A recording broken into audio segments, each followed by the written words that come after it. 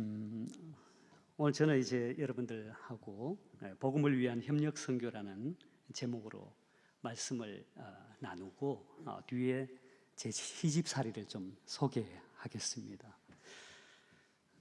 오늘 본문 말씀은 빌립보서 1장 27절 말씀인데 이렇게 기록되어 있습니다. 오직 너희는 그리스도의 복음에 합당하게 생활하라.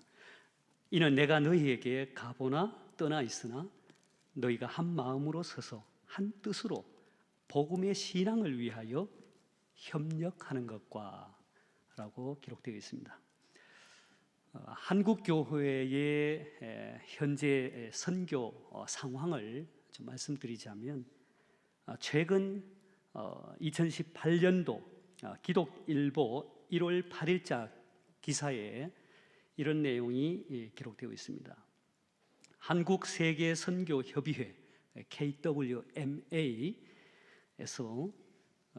지난 1월 8일 28회 총회를 가졌는데 그때 2017년 12월까지의 우리 한국 선교사 파송 현황을 발표했습니다.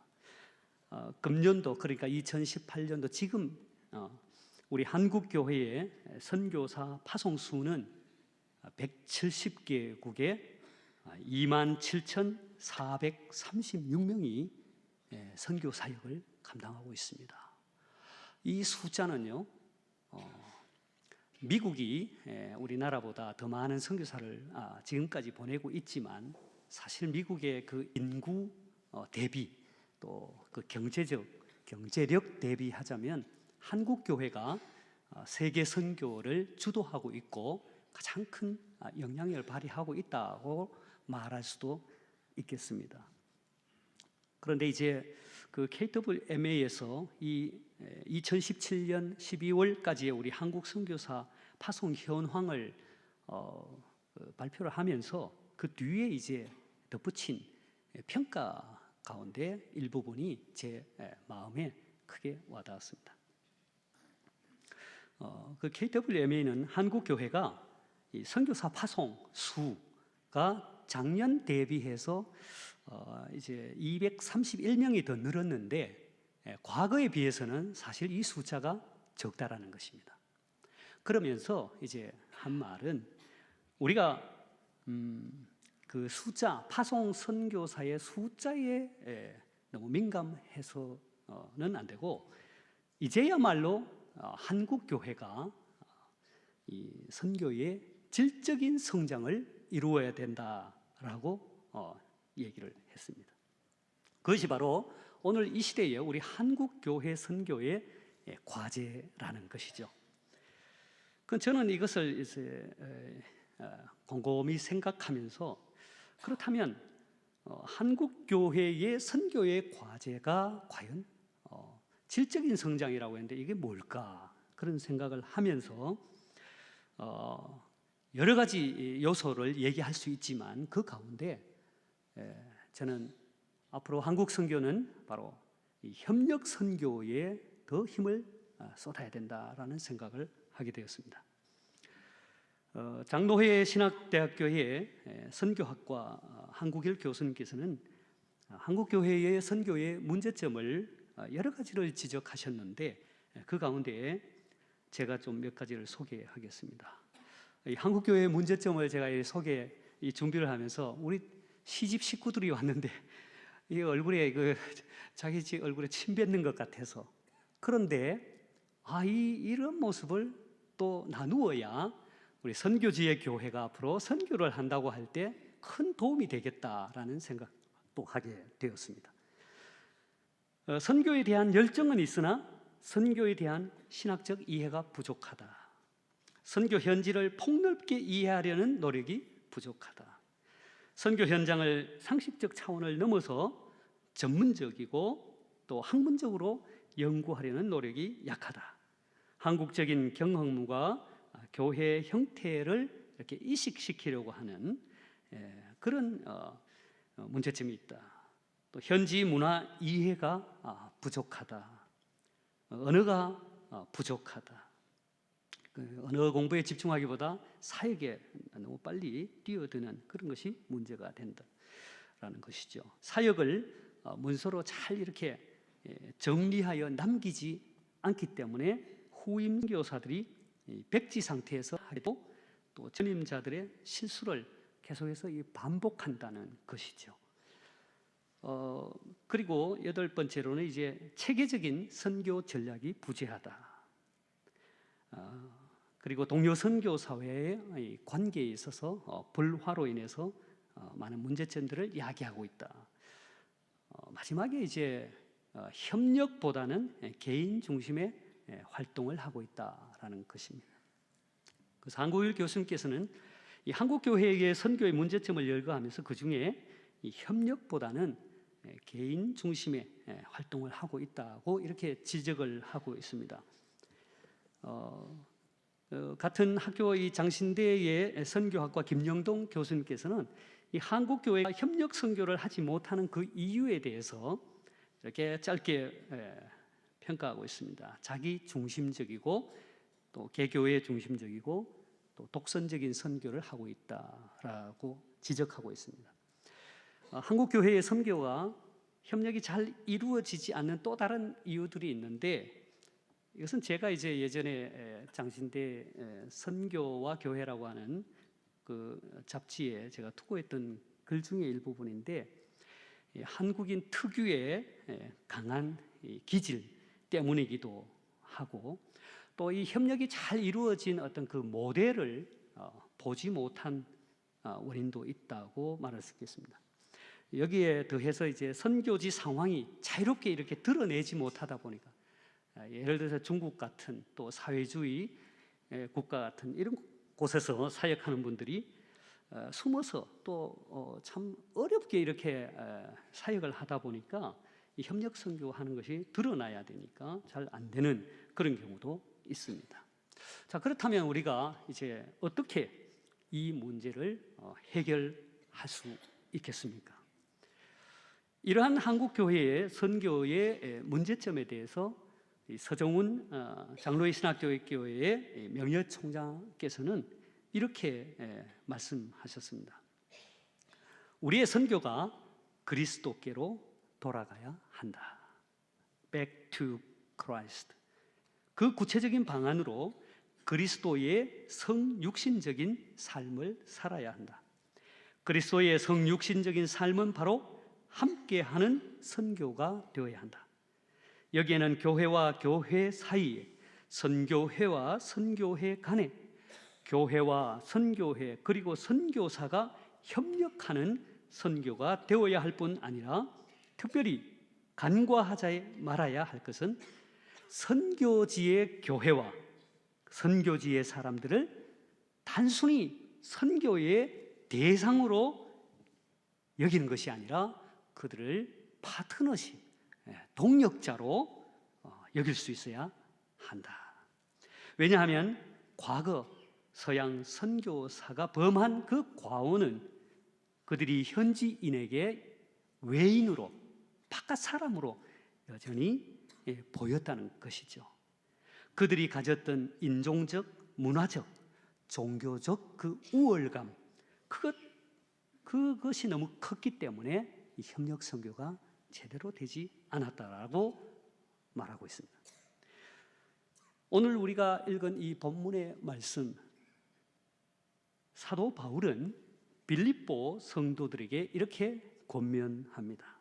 오직 너희는 그리스도의 복음에 합당하게 생활하라. 이는 내가 너희에게 가보나 떠나 있으나 너희가 한 마음으로 서서 한 뜻으로 복음의 신앙을 위하여 뭐라고 하시죠?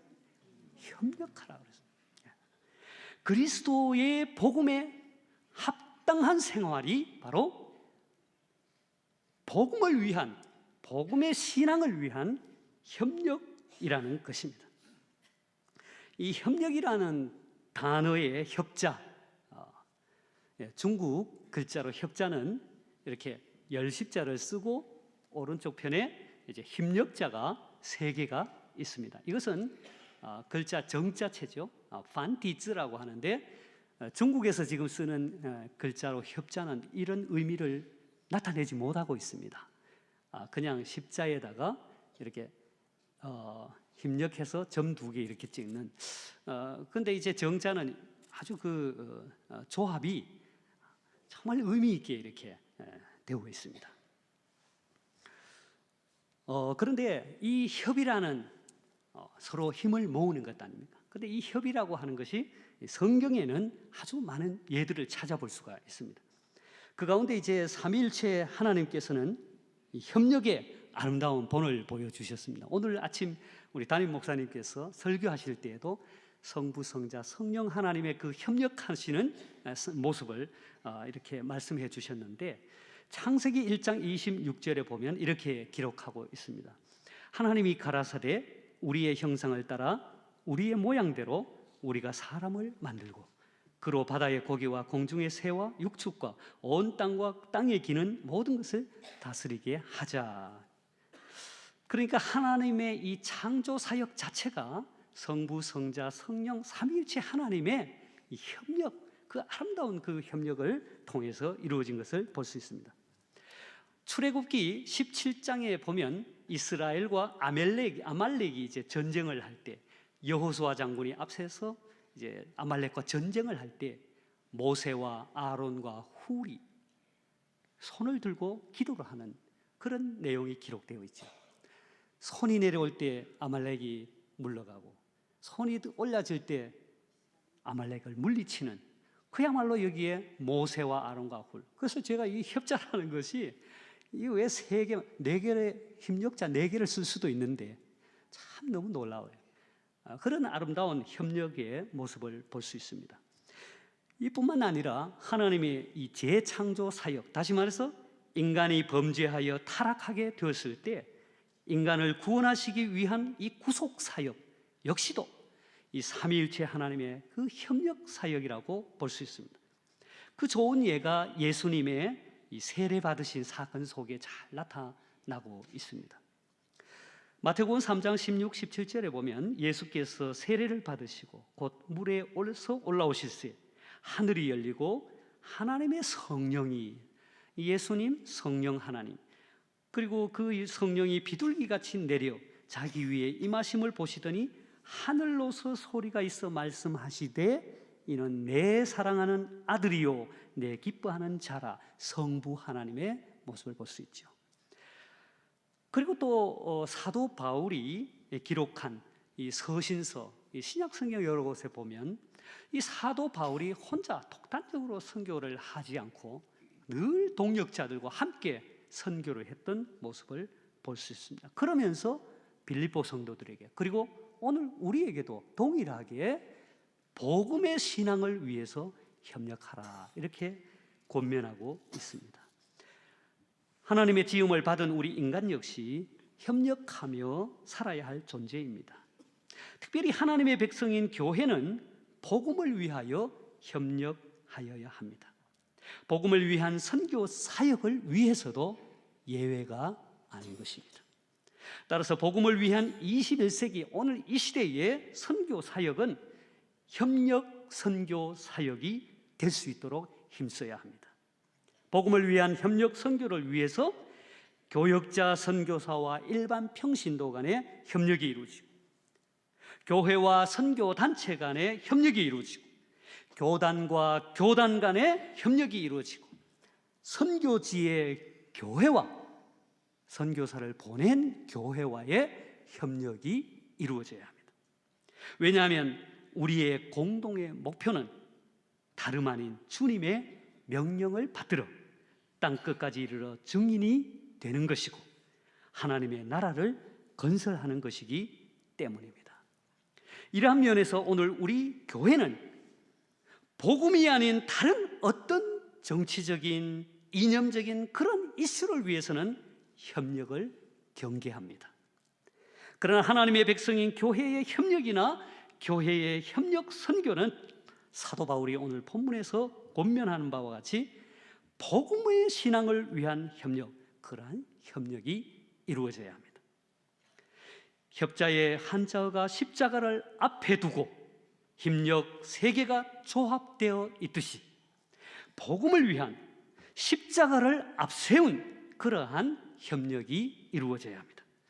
바울은 이렇게 복음을 위한 협력, 복음의 신앙을 위한 협력 선교가 그리스도의 복음에 합당한 생활이라고 말씀하고 있습니다.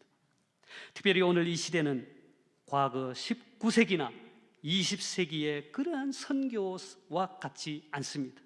서구교회가 비서구교회 일방적으로 선교하는 그런 시대가 아닙니다.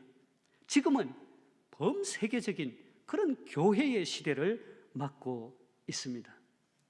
그 어느 때보다도 오늘 이 시대에는 선교지의 교회와 선교사를 보낸 교회와의 그 협력이 더 절실히 요구가 되는 것입니다.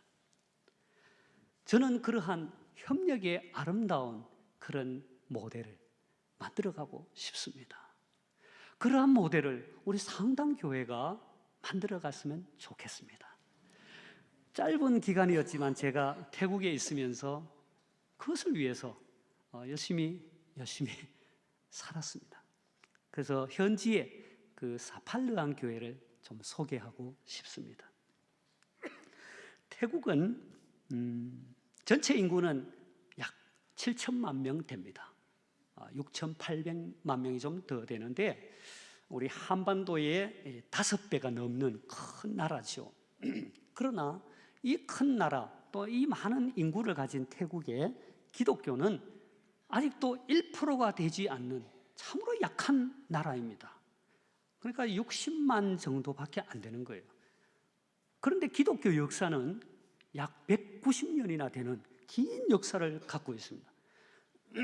그 이유는 태국이라는 나라의 이 종교가 이 불교 국가이기 때문에 거의 95%가 불교를 믿는 그런 나라입니다. 그러다 보니 참 복음 전파가 어렵습니다. 그런데 이러한 가운데에서 1896년 그러니까 122년의 역사를 가진 교회가 사팔르안 교회인데 이 교회에 오늘 현재 이 교회 전체 재적 성도님들이 약 1,700명 됩니다. 그리고 성도들은 주일 예배에 참석하는 어린이와 함께 다 합쳐서 약 800명이 신앙생활을 하고 있습니다. 그러니까 이 교회가 전체 기독교 인구에 비해서 이 정도의 숫자는 대단한 교회이죠. 그런데 저는 이제 사실 이 교회를 만나기 전에 어떻게 만나게 되었느냐 하면은 제가 중국의 선교사로 사역을 하다가 중국에 들어갈 수 없게 되었죠. 그래서 하나님께 기도했습니다. 하나님, 제가 오랫동안 중국에서 사역을 했는데 계속 사역을 하고 싶습니다. 새로운 선교지를 선교지로 보내어 주십시오. 그 기도하는 가운데 저는 이렇게 기도했어요. 하나님, 제가 지금까지 중국어를 사용했는데 새로운 선교지에 대해서도 중국어로 사역할 수 있도록 하나님 예비해 주세요. 제가 이 나이에 새로운 언어를 배워가지고 그 언어로 그곳에서 사역하기는 너무 힘들 것 같습니다. 또 그렇게 기도했어요. 하나님, 중국 사람들이 많은 곳에 보내주십시오. 그리고 제가 중국 선교에 아직 그 비전과 뜻을 품고 있는데 중국과 가까운 나라로 보내주십시오. 그렇게 기도했는데 하나님께서 참 감사하게도 이 태국이란 나라로 보내주셨습니다. 제가 태국에 이제 선교지를 정하고 우리는 교단 선교사, 교단에 소속된 총회에 소속된 선교사이기 때문에 내가 가고 싶다고 해서 갈 수 있는 것이 아닙니다. 그래서 태국 현지 선교사회에 이제 인터뷰를 해야 되는 것입니다. 태국 선교사 인터뷰를 하기 위해서 제가 2016년 9월 추석 때 제가 이제 그곳에 갔습니다. 그때 이제 모임이 있었기 때문에 그곳에 가서 인터뷰를 하는 장면이 방금 저와 아내가 그곳에 지금 두 번째 제일 오래된 선교사님이 저하고 같은 해에 파송된 선교사님입니다. 그런데 저는 이제 아주 그 초년병으로 아주 인터뷰를 하는 그런 장면을 여러분 보셨죠. 그렇게 인터뷰를 하고 난 뒤에 이제 선교지를 가기 위해서 준비를 하고 있는데 문제는 이제 그때에 제가 선교사로서의 후원을 받는 데 있어서 문제가 생긴 것입니다. 그 전 교회가 참 저를 잘 도와줬는데 이제 어려움이 생기면서 기도하는 가운데 하나님께서 이 상당 교회를 통해서 후원을 받을 수 있도록 해 주셨습니다. 그래서 제가 한국에 있는 동안에 그동안 공부해왔던 박사 과정을 잘 마치고 그 다음에 이제 파송 예배를 3월 5일에 여기서 드리게 되죠. 근데 그 전에 이제 제가 9월 달에 인터뷰를 하기 위해서 태국을 갔다가 그때에 이제 아주 귀한 분들을 만나게 됩니다. 저 사진을 한번 보여주시죠. 제가 2016년 9월 달에 태국에 가서 인터뷰를 마치고 주일이 끼어서 교회를 가게 되었는데 그 교회가 바로 사팔르앙 교회입니다. 방콕에 있는 가장 큰, 태국에서 가장 큰 화교 교회라고 해서 갔는데 강대상 위에서는 조주어라고 하는 중국 광동성 지역, 그곳에 이제 조주라고 하는 지역에서 온 분들이 이주를 해와서 이제 세운 교회예요. 그래서 이분들은 초창기에 조주어 사투리를 쓰셨는데 후에 이제 후손들이 생기면서 조주어를 잊어가니까 이제 태국어로 통역을 하는 겁니다.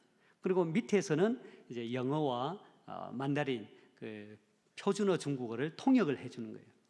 그리고 예배를 드리는데 그때 이제 통역하신 분이 저기 오신 우리 탕차오빈 장로님이라고 그분이 이제 중국어로 통역을 해주신 거예요. 그 예배를 마치고 저기 이제 계시죠? 그 예배를 마치고 이제 인사하고 너무 반갑다고.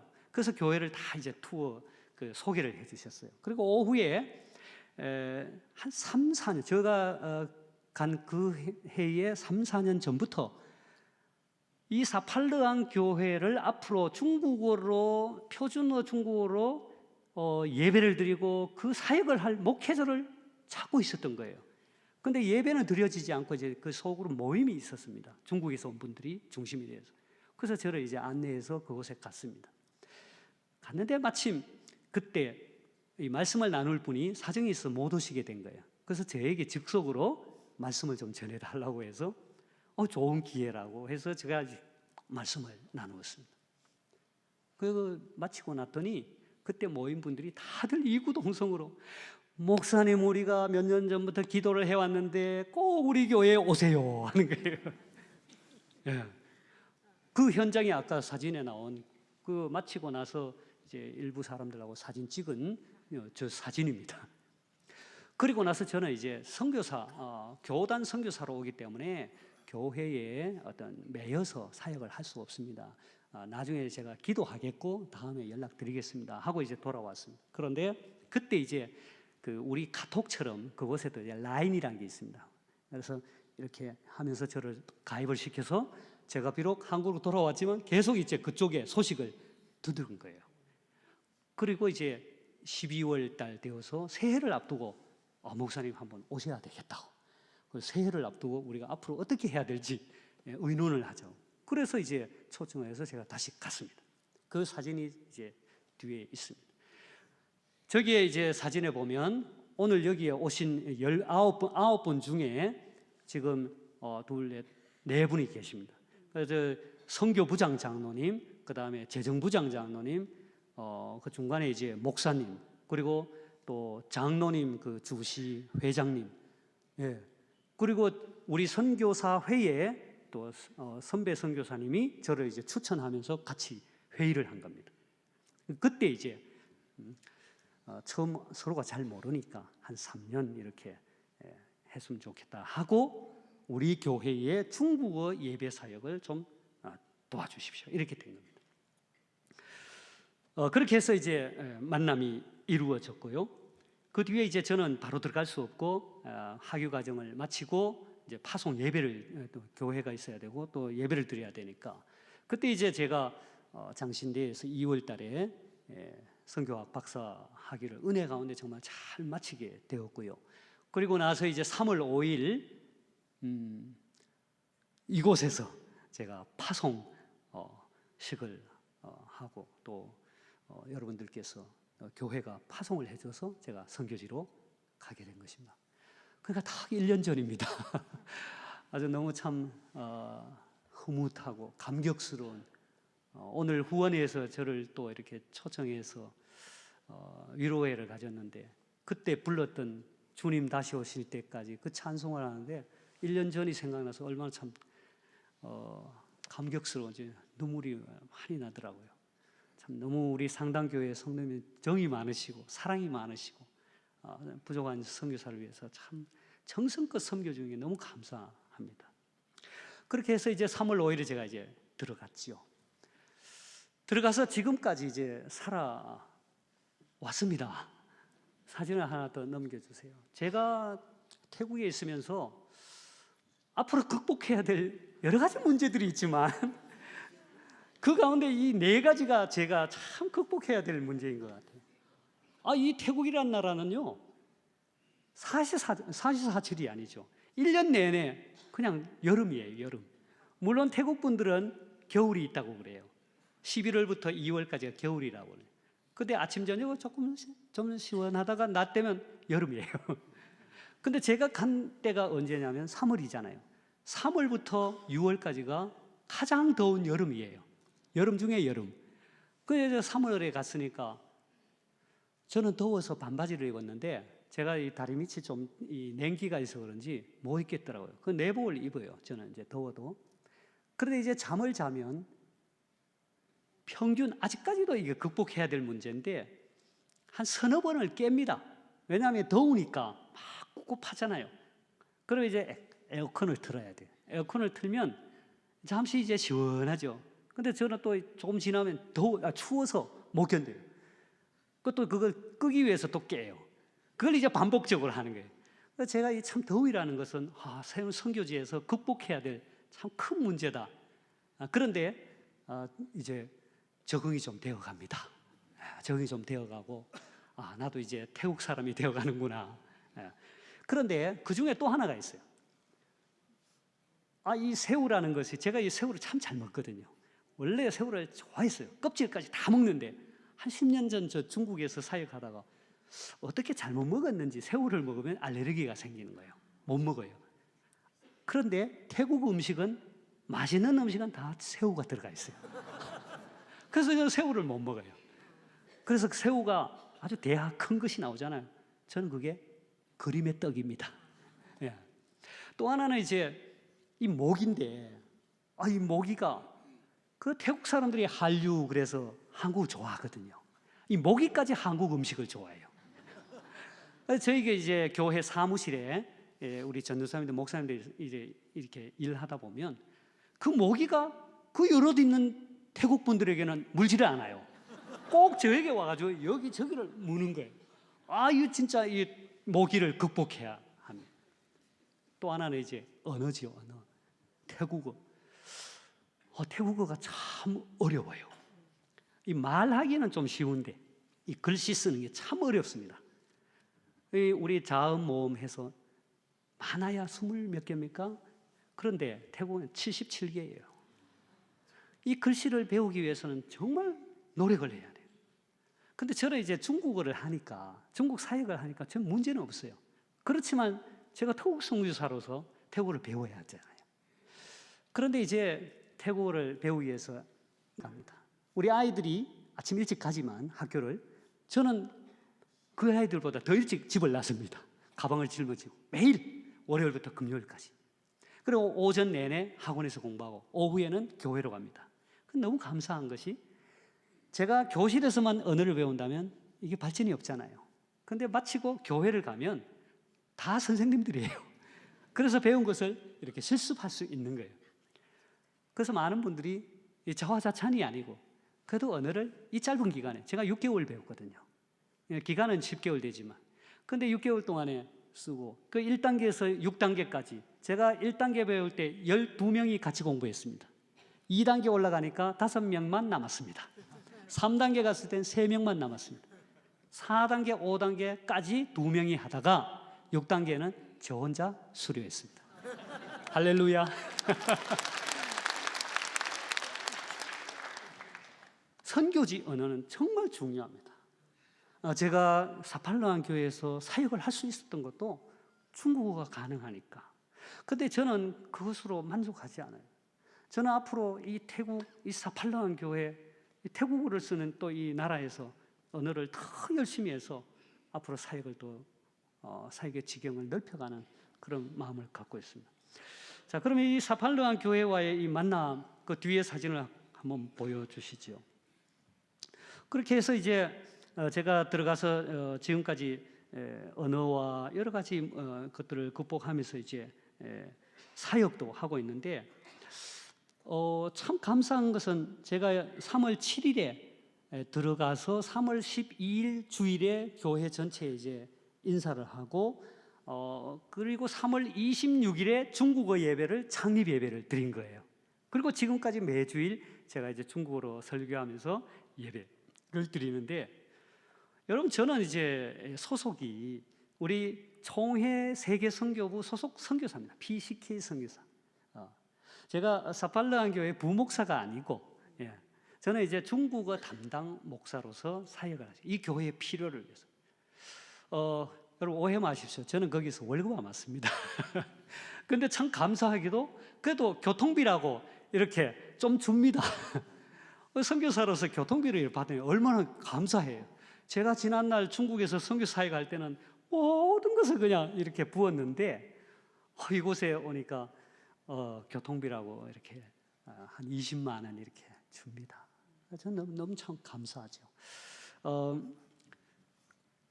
그런데 이제 3월 26일에 창립 예배, 저기에 목사님이 세 분이죠. 이 사팔로한 교회 지금 현재 목사님, 제일 왼쪽이죠. 여기 오신 이제 그 솜폰 목사님, 태국어도 예배 담당. 그다음에 중간에 계신 분이 한 70세 넘으신 분인데 은퇴를 하셨는데도 이제 교회 필요상 이 조주어를 하셔야 되니까 이분이 이제 조주어 담당 목사님. 저는 이제 맨더린 담당 목사로서 부활절 때 찍은 사진, 사순절 때죠. 그 교회가 122년 역사를 가진 아주 참 오랜 역사를 가진 귀한 교회입니다. 이 교회도 성가대가 여럿 있습니다. 그래서 성가대에 아주 자긍심도 있고요. 그래서 예배 드릴 때면 이제 좌석에 앉았다가 앞에 나와서 이렇게 성가를 발표합니다. 그리고 이 교회는 50년 전에 교육 선교를 하셨어요. 그래서 학교를 세웠는데, 저 학교가 이제 기독교 학교입니다. 현재 유치원에서부터 고등학교까지, 그래서 전체 한 1,200여 명의 학생들이 있습니다. 최근에 저 학교 시절 뭐 더운 나라니까 수영장도 있고, 최근에 이제 작년 12월에 50주년 기념으로 강당을 크게 세웠습니다. 그 강당이 한 1,000여 명이 들어갔습니다. 그러니까 학생들 채플 때 이제 예배를 드리면서 수용할 수 있는 그 공간인데, 앞으로 참 우리 상당교회와 한국교회와 이렇게 협력해서 그곳에서 저는 이제 늘 볼 때마다 어떻게 하면 이 공간을 사용할 수 있을까 이런 생각을 하는데, 그곳에서 참 태국교회를 위해서, 사팔로한 교회를 위해서 그런 집회를 하고 또 중국에 있는 분들을 모셔와서 또 교육을 하고 이런 참 좋은 공간이 되겠다 이런 생각을 합니다. 좀 사진 한번 넘겨주시죠. 그 사진이 없군요. 그리고 이제 저게 이제 저 사진이 3월 26일 창립 예배를 드린 날입니다. 우리 중국어 예배 후에 그룹 모임들이团치가 있고요. 또 제자 양육을 해서 지금 양육자 과정이 끝나고 또 세신자 과정이 끝나고, 이들을 이제 또 세신자를 양육할 수 있도록, 그래서 이제 교회 가까운 공원에 우리 중국 분들이 전도를 어떻게 할 수 있을까, 전도 훈련을 나간 거죠. 2018년 올해 1월 1일 되게 특별한 날입니다. 그래서 연합 예배로 조주어, 태국어, 중국어 예배 연합 예배를 드리는데 제가 전체 이제 설교를 하게.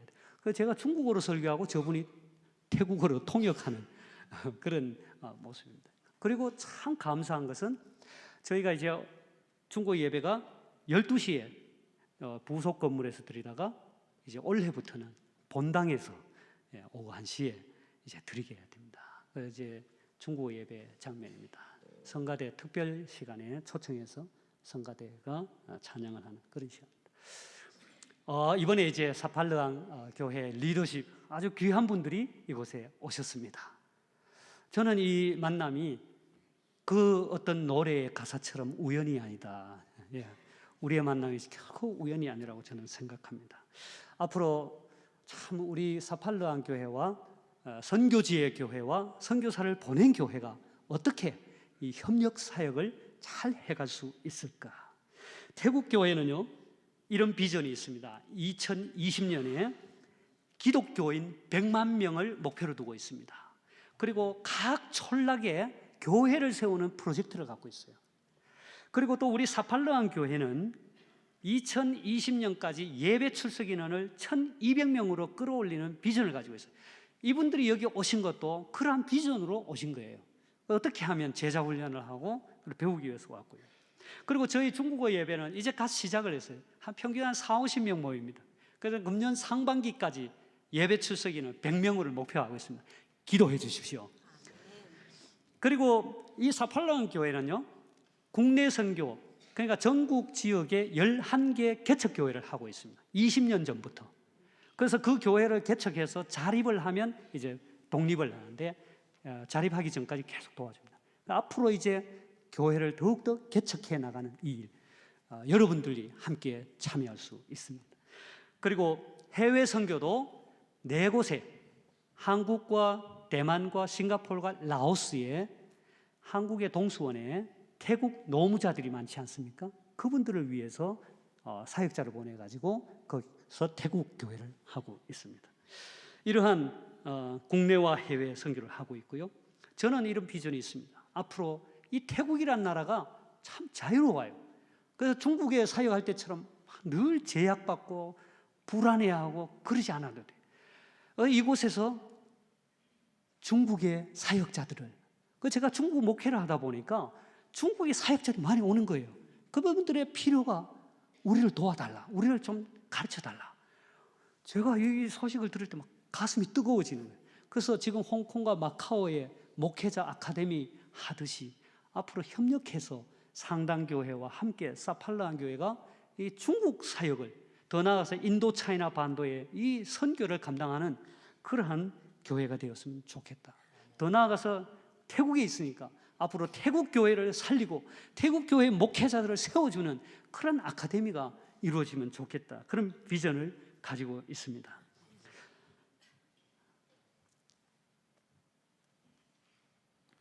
끝으로 우리 빌립보 교인들을 향하여, 오늘 이 시대를 살아가는 하나님의 백성인 교회를 향하여 말씀하시는 이 사도 바울의 권면을 우리가 다시 한번 기울여 보아야 할 것입니다. 빌립보서 1장 27절에 이렇게 말씀합니다. 오직 너희는, 우리 같이 한번 읽겠습니다. 오직 너희는 그리스도의 복음에 합당하게 생활하라. 이는 내가 너희에게 가보나 떠나 있으나 너희가 한 마음으로 서서 한 뜻으로 복음의 신앙을 위하여 협력하는 것. 제가 오늘 오전 내내 우리 친정 자랑을 많이 했습니다. 우리 식구들에게. 그래서 오늘 예배 시간에는 우리 시집 자랑을 좀 했습니다. 저는 바라기는 앞으로 우리 상당교회와 또 우리 사팔르항 교회가 태국과 한국 서로 협력, 다른 것이 아닌 복음의 신앙을 위해서, 선교를 위해서 앞으로 아름다운 협력 사역이 일어나기를 소망합니다. 기도하겠습니다. 하나님 아버지 감사합니다.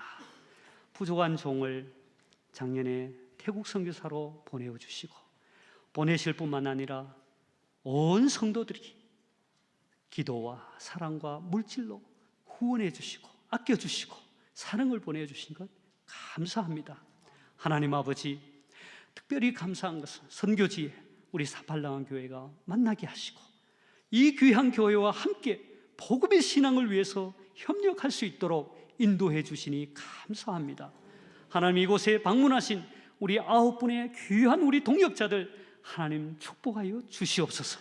그리고 부족한 종을 보내고 날마다 기도하고 후원하는 우리 상당교회 안광목 담임 목사님을 비롯해서 우리 많은 장로님들 또 온 성도님들 하나님 축복하여 주시옵소서. 이 시대에 다들 선교가 어렵다고 하는 이때에 우리 상당교회가 정말 한국교회의 선교를 이끌어가는 귀한 교회가 되게 하여 주시옵소서. 예수 그리스도의 이름으로 기도하옵나이다. 아멘.